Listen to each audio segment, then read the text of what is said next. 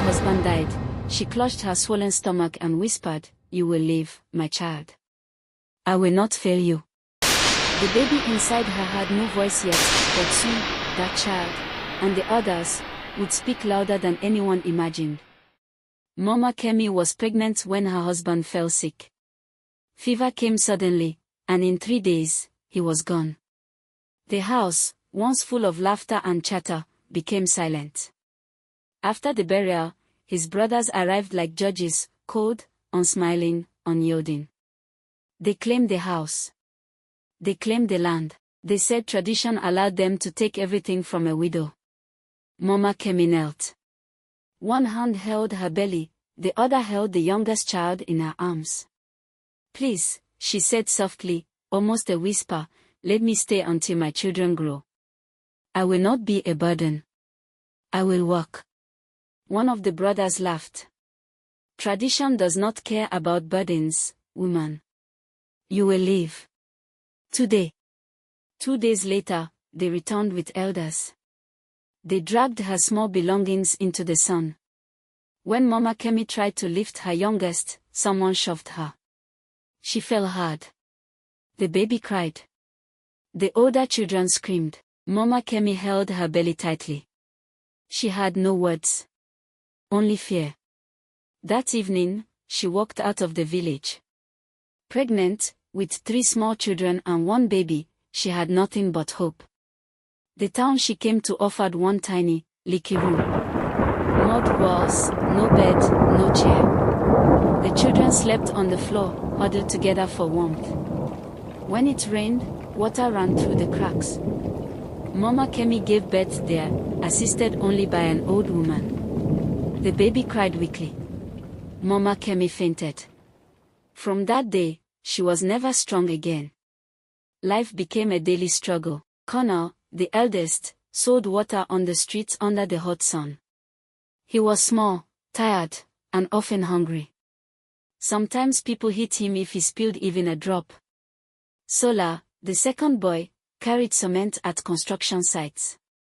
Dust filled his lungs, blisters filled his hands, but he walked quietly. Damilola, the girl, stayed home, cooking, cleaning, caring for the baby, and sometimes crying herself to sleep. Mama Kemi herself became very sick. Her legs swelled, her chest tightened, and nights became long, filled with shallow breathing. Once, she stopped breathing completely. The children screamed. I remember it clearly. We thought she had died. But she survived. Even in weakness, she taught them.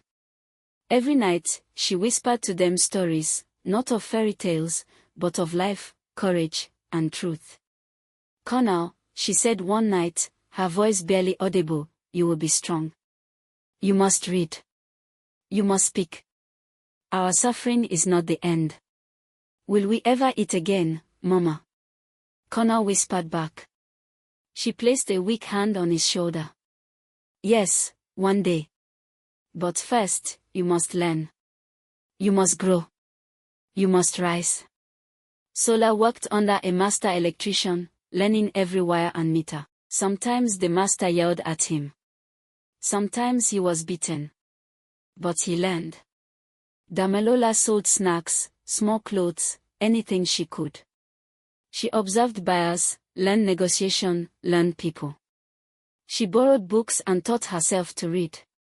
Connor saved coins from selling water. One evening, a stranger noticed him reading old newspapers by candlelight. You are smart, boy, the man said. Come to school. I will pay your fees. Connor returned to school late, bigger than the others, but focused. He read at night, studied early in the morning, and never complained.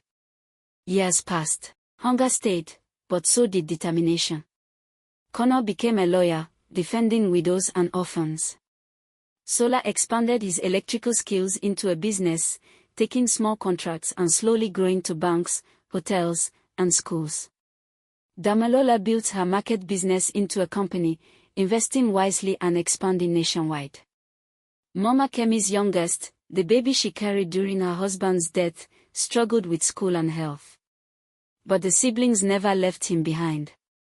Connor paid his tuition. Sola built him a safe, solid home. Damilola ensured he had food, clothing, and tutors to catch up. Finally, Mama Kemi received proper medical care. Doctors treated her swelling legs, chronic cough, and weakness. Slowly, she walked again, though never as strong as before. She lived to see her children grow, not just survive, but thrive. Years later, they returned to the village that had cast them out. Wealthy, respected, confident. Connor, the lawyer, Sola, the businessman, Damilola, the company owner. Mama Kemi stood behind them, frail but proud. They spoke calmly, clearly: widows must not be pushed away.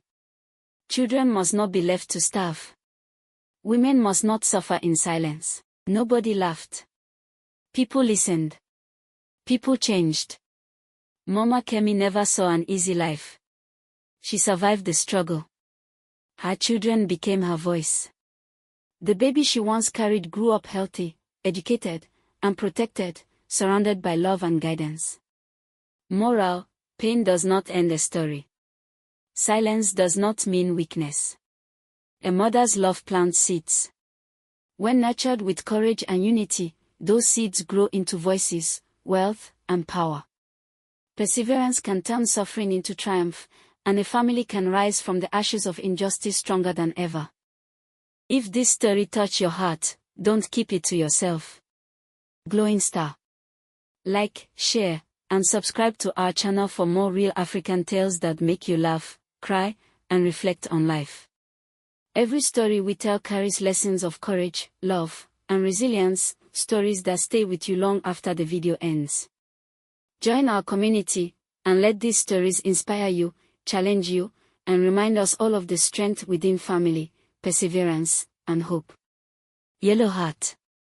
Bell subscribe now and never miss a story that moves the heart and teaches life.